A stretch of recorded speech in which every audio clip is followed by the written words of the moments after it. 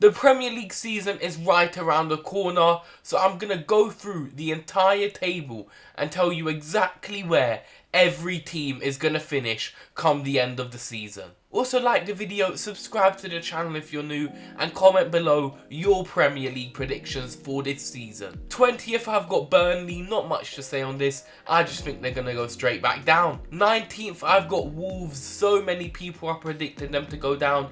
I'm going to join them on that. I mean, they've lost Mateus Cunha. I think that was the driving factor in them staying up, and I just don't think without him they're going to be able to pull it off. 18th, I've got West Ham. Call me crazy. I know people are going to do it. That is right. I'm putting 2 of the 3 promoted clubs to stay up this season. I don't know why I have West Ham in the relegation zone. It was more that I want the promoted clubs to stay up, if I'm being honest. This prediction could be one of the worst. 17th, I've got Sunderland. One of the newly promoted clubs. I just really want them to stay in the league this season. I think it would just be amazing, and it's amazing that Sunderland are back in the Prem. 16th, I've got Leeds, the other newly promoted club. This season, I think the relegation spots from 18th to 16th are going to be really tight on points. 15th, I've got Brentford. I'm seeing some people even tip them for relegation on the pure loss of Thomas Frank. I know that is going to be a huge loss for them, but I still think Keith Andrews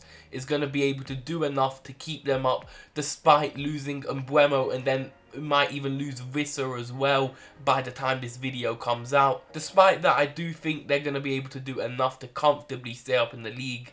I also think Jordan Henderson signing, although he's not going to be technically good enough for the Prem, I still think he's going to be a proper leader in that dressing room. 14th, I've got Nottingham Forest. It's as simple as European football's going to get to them. They're going to drop off a few places. I'd be amazed if they finish in the top half again. 13th, I've got Fulham. I do want to put them a bit higher, but I've just looked at the other teams above them and I just don't think they're going to have enough. 12th, I've got Everton. Moyes' men are going to have a brilliant season in the new stadium. I can see this being a real start of a potential big project. 11th, I've got Bournemouth. Could they push for Europe and finish a few places higher, getting in Conference League, maybe even Europa League? Yes, they absolutely could, but I just personally don't think this year will be their year. 10th, I've put Man United. I just don't know where to put them in the league. It's such a difficult one because you never know what you're going to get from United.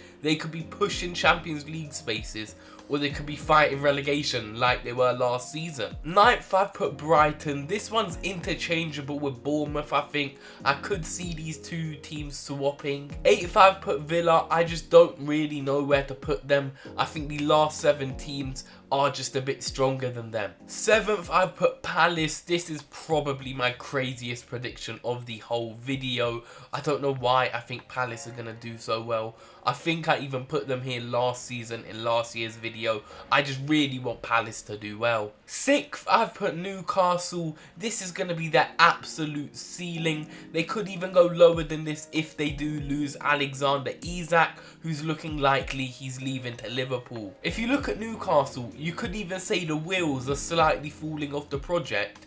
They've been rejected by like a full starting 11 of players this summer. 5th, I've put Arsenal. I know this is absolutely crazy. I'm not putting them second. I just have a bad feeling about Arsenal this season.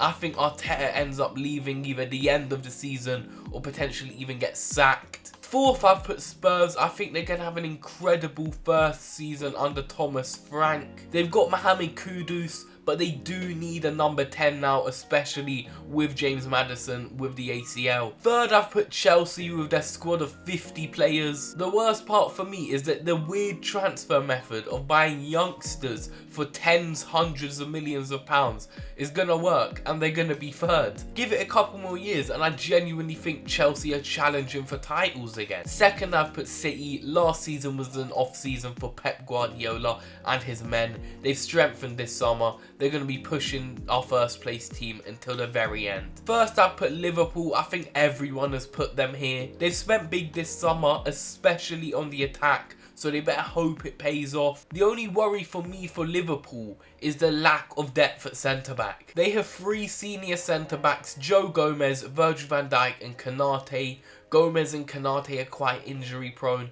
If one gets injured, there are serious issues. That's the only reason I'm not confidently saying Liverpool are going to win the league. If they do sign a defender before the end of the transfer window, I will comfortably say that they're going to win the league. So those are my Premier League predictions for the 25-26 season. Like the video, subscribe to the channel and comment below your predictions, or you could even roast mine. I'll see you guys in the next one. Goodbye.